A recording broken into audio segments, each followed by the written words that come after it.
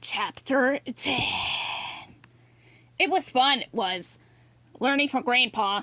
Sure, it was frustrating and sure, sometimes even boring. Everything was so technical. I didn't get to draw what I wanted to, but yeah, it was also fun. And the more excited he got when I learned something new, the better.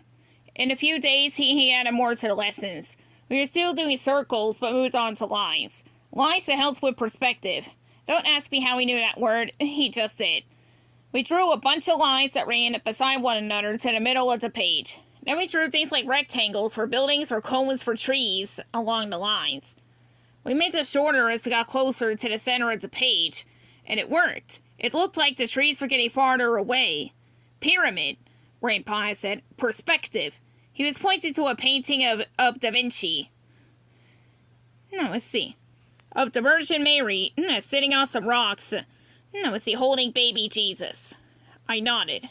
Pyramid, I said back. We kept practicing after work together. Let's see, on the weekends. Let's see, and, let's see, during, let's see, my off times at the studio, I practiced too. I didn't have any more cowboy bendies to give to Miss Lambert, and I could feel her sometimes looking at me, judging me, doubting me. I really wanted to prove myself to her. Almost more in a way, not now, let's see, than to Mr. Drew. I felt like she didn't think I had saved my job because I deserved it. I felt like she thought that Mr. Drew would just liked me. A boys' club thing. I thought that because she said it once, just the old, boys' club and not really at me, but I heard it, thought about it. Thought about how Mr. Drew had dismissed her that day, was he in his office. I was so confused. Which was it? Did he respect the talent or not? Or maybe he did, but he was more forgiving toward people who looked like him, who reminded him of himself. No, I didn't want to think that way. Anyway, I figured it was time to start actually doing some bendies, and I planned on asking Grandpa and home to help. I was feeling excited and was rushing toward the lobby at the end of the day when I heard a familiar voice. Buddy!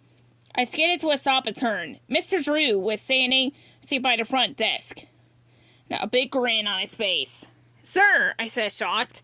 I instantly made my way over to him. Let's see. Where are you rushing off to so fast? Have a date? He asked with a laugh. I felt my face get hot like it did whenever people ask personal questions like that. Oh no, sir. Don't have a sweetheart. Mr. Drew nodded at that. Probably for the best. Right now it's important for us to focus on the work. Yes, I said. I suppose. That wasn't really it, but it was also it. When would I have the time? Have something for you.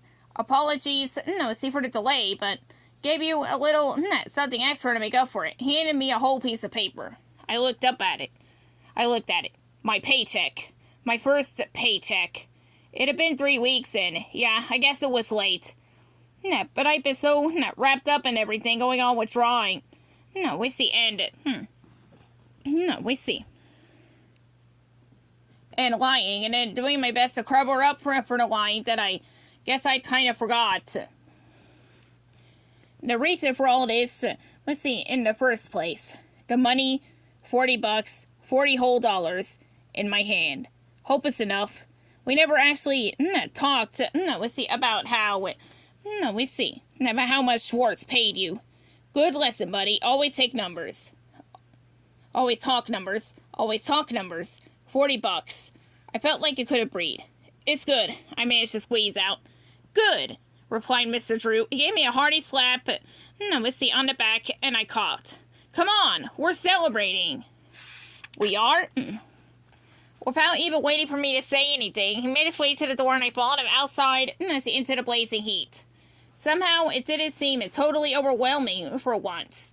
Somehow, it felt kind of good. I caught up to Mr. Drew and stepped in beside him as he walked fast along the sidewalk. Where are we going? I asked. To celebrate, he replied, grinning again.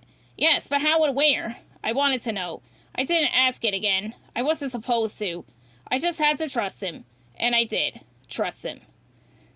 We walked along a couple blocks and turned south. Eventually, we came to a restaurant with a bright red awning.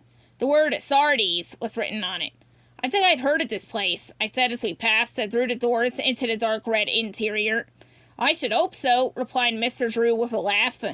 Mr. Drew, usual table? Asked the host at the stand. Absolutely, replied Mr. Drew, and as he reached out to shake his hand, I noticed a flash of a dollar bill pass between them. Right this way, he said with a bright smile. We followed him through the back of the restaurant, to a table for two, right under a wall full of caricatures of famous people. That's a natural, I said as I sat down. Someday, kid, that'll be us, said Mr. Drew. Well, you, at least, I replied. I didn't notice how Mr. Drew reacted to that. I was too wide-eyed looking around. There were drawings of famous people covering the walls everywhere, and I was pretty sure there were some actual famous people sitting in some of the booths, too. Not that I recognized them. Men in suits, women in dresses, having dinner before seeing a show. I looked up above my head at the caricatures there. I recognized Lauren, Bacall. It was really neat. I didn't actually have this desire to be in one of the drawings, but the idea of having one of my drawings up there for everyone to see, that made my stomach get excited. A woman in a red jacket approached us. Drinks, gentlemen? Get me an old-fashioned, said Mr. Drew. Buddy, he looked at me, and I could tell if I wanted to, I could have ordered the same, but I just couldn't. A soda? I asked the waiter. Coke? The waiter smiled at me like I'd just made the most perfect choice anyone had ever made before and swooped off to get our drinks. Buddy, you gotta start drinking like a man, said Mr. Drew. I had some stuff I had to do when I get home. Gotta have a clear head, I replied. I found it weird. How did what I drank make me more of a man or not? Wasn't I just a man because I was one? Still, I felt bad. See, the waiter was back with our drinks, and gone just as quickly. How's Lambert treating you? Asked Mr. Drew, picking up his glass and taking a sip. He closed his eyes and sighed. That's beautiful, he said to the drink. I sipped my Coke through a straw. Oh, she's swell. Letting me work on Cowboy Bendy, I replied.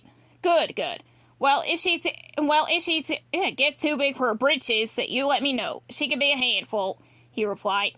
I didn't think that about her exactly, just serious. Well, I believe you have great potential, buddy. I really do.